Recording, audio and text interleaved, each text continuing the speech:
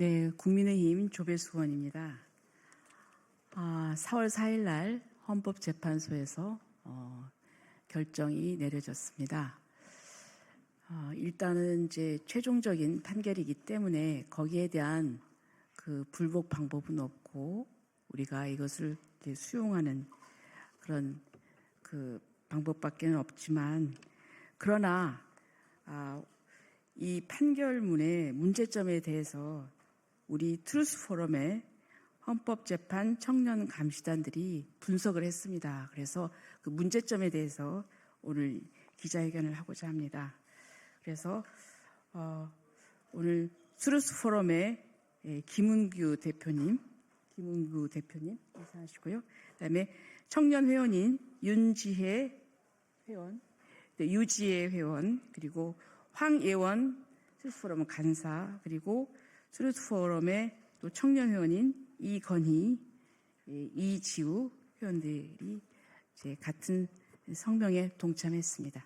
예, 트루스 포럼 헌법재판 청년 감시단 기자회견 진행하도록 하겠습니다. 지난 금요일 윤석열 대통령에 대한 탄핵 판결이 있었습니다. 그리고 이제 조기 대선에 관한 논의들이 시작되고 있습니다. 하지만 여러분, 헌법재판소의 탄핵 판결 정말 이대로 괜찮은 것입니까? 묻고 싶습니다. 정말로 괜찮은 것입니까? 오늘 우리는 헌법재판소의 탄핵 판결을 규탄하고 또 이를 역사의 기록으로 남기고자 기자회견을 진행합니다. 그리고 대한민국의 법치주의가 사망한 것에 대해 전 국민들께 위로의 말씀을 전해드립니다. 법치주의가 무너지면 그 피해는 결국 좌우를 떠나서 모든 국민들이 지게 됩니다. 헌재 탄핵 판결, 엉터리 판결이었습니다. 그리고 또 우스운 판결입니다. 탄핵했습니다. 그런데 여러분, 이번 탄핵 심판에서 헌법재판소가 절차적 요건 잘 지켰습니까? 변론기일 지정부터 문제였습니다. 그리고 또 변론시간 제한, 각종 증거 신청 기각, 증거법상 절차 위배 등 이런 많은 문제들에 대해서 많은 헌법학자들과 또 법률가들이 비판을 제기했습니다. 이런 헌재가 절차적 요건 위반을 이유로 대통령을 탄핵한 것은 사실 우스운 일입니다. 재판이라는 것은 법적 다툼을 해결하고 진실을 발견하고 또 정의를 실현하고 또 질서를 회복하는 수단입니다. 그런데 이번 판결을 통해서 질서가 회복이 되었습니까? 정의가 실현이 되었습니까? 더불어민주당의 일당 독재만이 더욱 강화된 것 아닙니까? 언제나 헌법재판관 임명 안 한다고 탄핵하고 이제는 자기 마음에 안 드는 사람 임명한다고 탄핵하겠다고 벼르는 것이 지금 더불어민주당의 모습 아닙니까? 여러분, 이것이 정상입니까? 헌법재판에 관해서 저희 트루스 포럼 청년 감시단이 지난 2번의 기자회견을 진행했습니다. 이번 기자회견을 통해서 탄핵 심판의 문제점 다시 한번 정리하고 목소리를 내려고 합니다. 청년들 발표가 있을 텐데요. 여러분들께서 경청해 주시면 감사하겠습니다. 감사합니다. 1. 과연 무리 없는 재판이었습니까? 지난 5일 문영배 헌법재판소장 권한대행은 탄핵 심판이 무리 없이 끝난 데에는 헌신적인 헌법연구관들과 열정적인 사무처 직원들의 기여가 있었다라고 말했습니다. 그런데 정말 탄핵 심판이 무리 없이 끝난 것입니까? 비상계엄 선포의 절차적 요건 위반을 이유로 윤석열 대통령을 탄핵한다면 헌법재판관들이야말로 탄핵 심판 과정에서 절차적 요건을 엄격히 지켰어야 하는 것 아닙니까? 재판관이 헌법상 기본권을 침해하는 낯뜨거운 모습도 있었습니다. 김용현 장관은 1월 23일에 진행된 4차 변론기일에서 형사재판이 진행 중이어서 사실이 왜곡될 우려가 크기 때문에 증언을 거부하겠다라고 말했습니다. 그런데 이에 대하여 문형배 재판장은 본인이 증언을 거부하겠다고 하면 거부할 수 있지만 그렇게 할 경우에 일반적으로 판사들은 그 증인의 신빙성에 대하여 낮게 평가한다라고 말했습니다. 헌법 제12조 제2항은 모든 국민은 고문을 받지 아니하며 형사상 자기에게 불리한 진술을 강요당하지 아니한다고 규정합니다. 김용현 장관은 이 규정이 보장하는 자기 부재 거부 특권에 의해서 증언을 거부하겠다고 한 것입니다. 그런데 문영배 재판관은 헌법상 보장된 권리 행사에 대해 부정적인 언급을 하였습니다. 판사나 검사가 헌법적 권리를 행사하는 것에 대해 부정적인 코멘트를 하는 것 자체가 위헌이 아닙니까? 이 같은 언급 자체가 헌법상의 권리를 부정하는 것이나 다름이 없습니다. 헌법재판소는 윤석열 대통령에 대한 탄핵 심판 절차를 진행하면서 수많은 헌법과 형사소송법상의 절차적 요건을 지키지 않았습니다. 벼락 같은 변론 기일 지정, 변론 시간 제한, 각종 증거 신청 기각, 증거법상 절차 위배 등에 관하여 많은 헌법학자와 법률가들이 지속적으로 문제를 제기해 왔었습니다. 또한 이번 탄핵 심판에서는 가장 중요한 이슈가 전혀 해결이 되지 않았습니다. 그것은 바로 부정선거에 대한 검증입니다. 이번 계엄령이 선포된 주된 이유는 사법부에 의해서는 더 이상 부정선거에 대한 검증이 불가능했기 때문입니다. 그러나 헌재는 부정선거 검증에 관한 증거 신청을 철저히 기각했습니다. 국민들은 이에 대해서 의아해하고 있습니다. 헌재의 8대0 전원 일치 결정에도 불구하고 이번 결정은 부정선거 의혹 해소에 아무런 도움이 되지 않았고 오히려 의혹만을 더욱 키우게 되었습니다. 이에 더하여서 국회가 헌정 질서를 문란하게 하는 전례 없는 탄핵 남발과 예산 폭거 등의 행위를 하고도 적반하장으로 이를 막으려는 대통령을 탄핵 소추한 행위에 대해서는 제대로 된 평가조차 이루어지지 않았습니다. 이는 불법 행위를 행하는 자가 이 불법 행위를 막는 자를 법률로 처벌해달라고 요구한 것이었는데도 말입니다. 심지어 이제는 부정선거 의혹을 주장하는 사람을 처벌하는 법률안까지 만들어 선거에 대한 국민의 검증권을 전면적으로 차단하려는 시도까지 벌이고 있습니다. 나아가서 8대0이라는 결론은 더욱 문제가 많습니다. 사소한 분쟁에도 서로 다른 의견이 있고 이를 재판하는 기관은 다수 의견, 소수 의견, 보충 의견으로 다양한 견해를 제시하는 것이 보통입니다. 중대한 사안일수록 주장의 대립은 더욱 극명하게 두드러지는 것이 일반적입니다. 그러나 이번 탄핵 심판 결정은 미개한 인민재판 수준의 전원 일치 판결을 내렸습니다. 국론 분열을 막는다는 미명입니까? 아니면 장막 뒤에 숨는 비겁함입니까? 헌법재판소가 정말 정의를 세우는 곳이 맞습니까? 아니면 정치하는 곳입니까? 이번 탄핵 판결은 무리 없는 결정이 아니라 무리로 가득한 결정입니다. 그리고 헌재가 다수당의 횡포에 휘둘리는 국회의 하수인이라는 사실을, 존재 가치가 없는 기관이라는 사실을 많은 국민들과 국제사회에 선포한 판결입니다. 헌법재판소에는 정치만 있고 법치는 없었습니다. 이번 대통령 탄핵 심판은 법치주의의 사망을 선포한 판결입니다.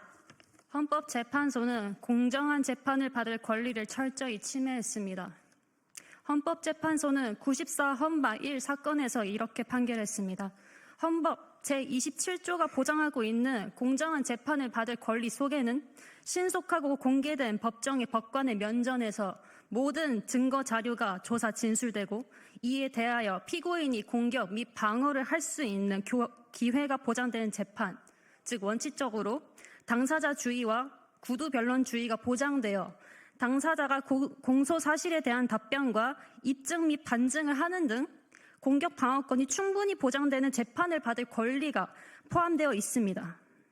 또한 피고인 등의 반대 신문권을 제한하고 피고인들의 공격 방어권을 과다히 제한하는 것은 헌법상의 적법 절차의 원칙 및 청구인의 공정한 재판을 받을 권리를 엄격히 침해하고 있는 것이라고 판결했습니다. 하지만 탄핵 심판 절차에서는 이런 원칙들이 전혀 지켜지지 않았습니다. 오히려 그 반대였습니다. 모든 증거 자료가 조사 진술되기는커녕 특히 부정선거와 관련된 자료들은 모조리 기각되었습니다. 반대 신문권을 충분히 보장하기는커녕 초시계로 변론권을 제한하기까지 했습니다. 공정한 재판을 받을 권리가 철저히 짓밟힌 것입니다. 3. 변칙적인 형사소송법 준용은 직권남용입니다. 헌재는 윤 대통령과 이진우 전 수도방위사령관, 여인영 전 방첩사령관 등이 헌재 심판장에서 명백히 부인한 검찰 조서와 공소장 내용마저도 증거로 인정했습니다. 이는 검찰이 자의적으로 작성한 조서와 공소장을 그대로 사실로 인정한 것입니다. 윤 대통령 측은 당사자가 동의하지 않은 검찰 조서는 증거 능력이 없다는 2020년 개정 형사소송법을 근거로 들며 반발했으나 헌법재판소는 받아들이지 않았습니다. 명백한 법 규정에도 불구하고 과거의 선례를 운운하면서 증거 능력을 인정해버렸습니다.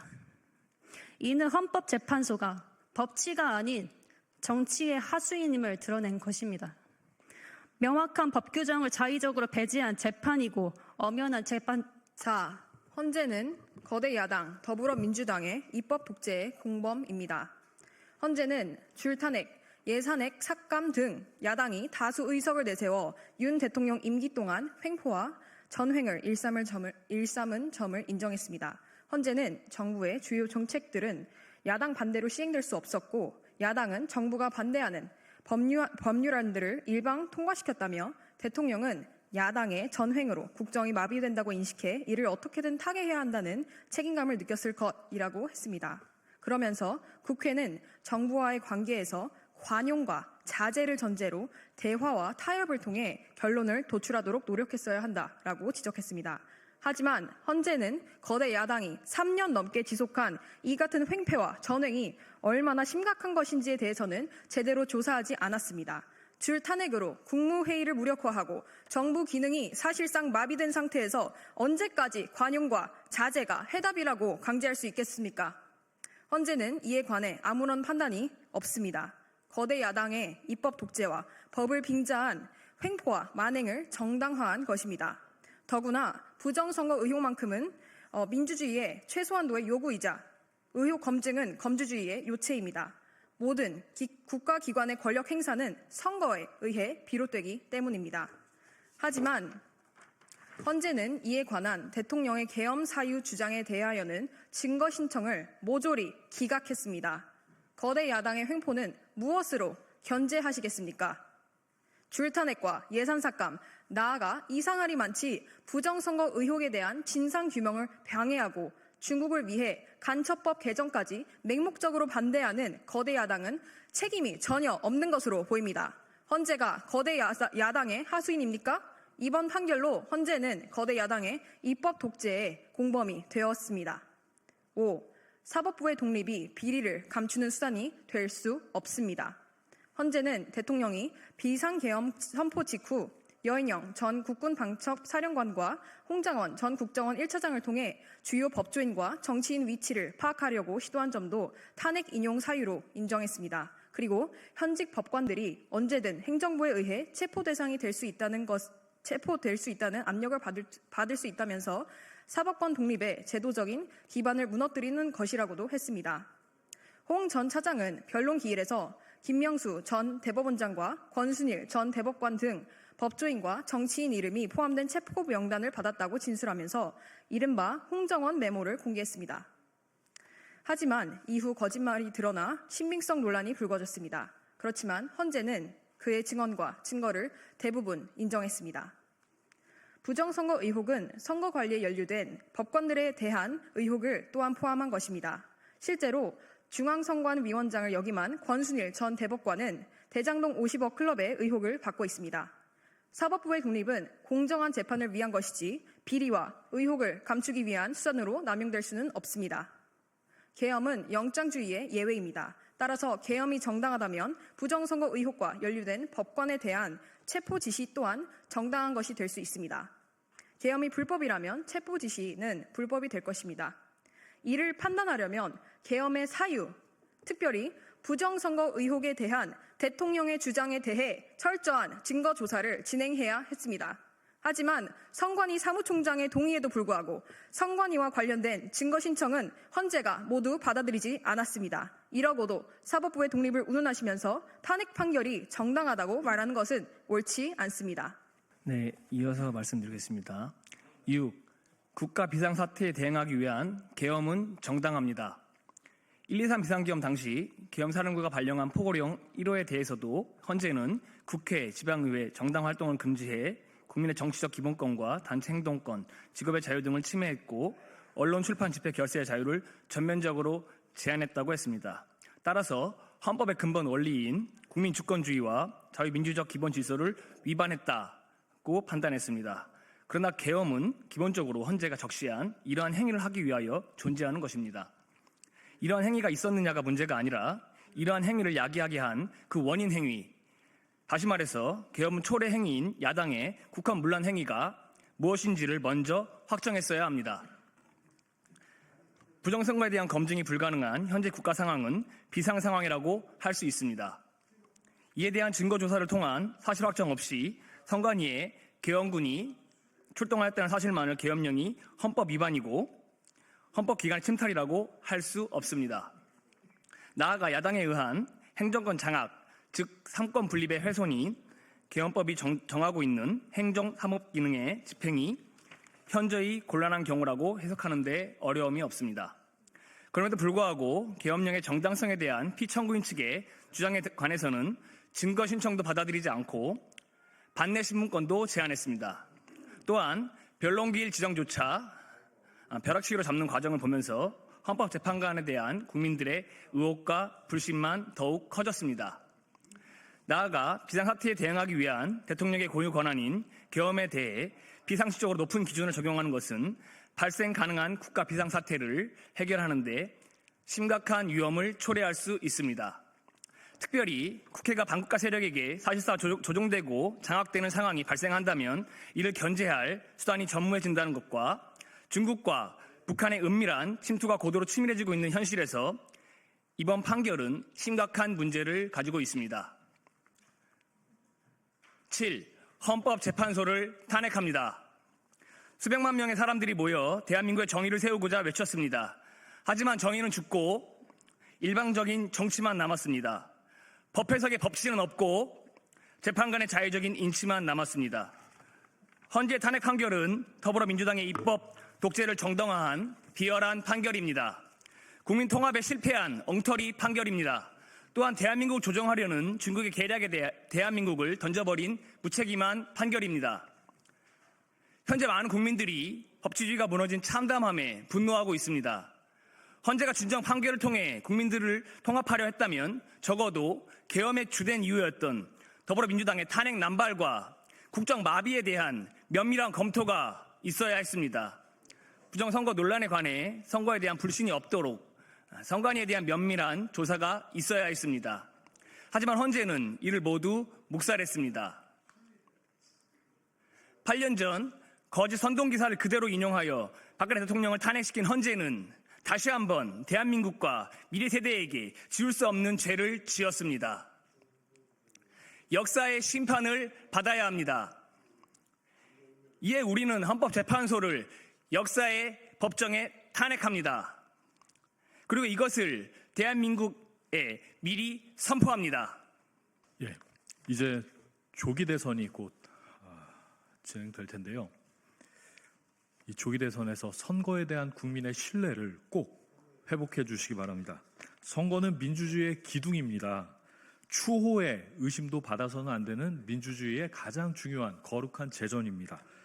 선거는 공공의 것이고 선거의 공공성으로부터 국민의 검증권이 도출됩니다. 평범한 일반인들의 검증권을 보장하지 않는 선거는 위헌입니다. 이것이 2009년 독일 연방헌법재판소의 판결입니다. 하지만 대한민국 선거에서 국민의 검증권이 여러분 정말 보장이 되고 있습니까? 여러분, 대한민국의 주인은 도대체 누구입니까? 대한민국의 주인이 국민입니까? 아니면은 선거를 장악하고 있는 일부 카르텔입니까? 진정 여쭙고 싶습니다. 대한민국에서 가장 부패한 가족회사, 또 선거사건에 대한 조사권과 고발권으로 국회의원들 목줄까지 잡고 있는 무소불위의 선관위는 공정한 선거를 갈망하는 국민들에 대한 겁박을 당장 멈춰 주시기 바랍니다. 공정한 선거, 좌우를 떠난 문제입니다. 선거에 대한 모든 의혹은 해소되어야 하고 의혹을 사전에 차단하는 제도 개선 반드시 있어야 됩니다. 이에 우리는 선거에 대한 국민들의 의혹을 불식시키기 위해 국민의힘과 더불어민주당을 비롯한 모든 정치권에 다음의 내용을 강력히 요구하는 바입니다. 첫 번째, 사전투표 폐지해 주십시오. 그리고 종이투표와 현장 수개표를 진행해 주시기 바랍니다. 이를 위해서 법 개정을 진행해 주시기 바랍니다. 두 번째, 이번 조기 대선에 관한 당내 경선이 진행이 될 텐데요. 이것도 종이투표와 현장 수개표로 진행해 주시기 바랍니다. 특별히 국민의힘은 부정선거 의혹을 가지고 있는 많은 국민들의 뜻을 외면치 말아주시기 바랍니다. 그리고 마지막으로 세 번째, 이번 조기 대선에 관해 적어도 선거법 규정에 따라서 투표지에 투표관리인 개인 도장을 날인해 주시기 바랍니다. 이렇게 조치해 주시기 바랍니다. 이를 위해서 한덕수 권한대행께서는 행안부에 이를 조속히 지시해 주시기 바랍니다. 감사합니다. 이것으로 마치겠습니다. 감사합니다.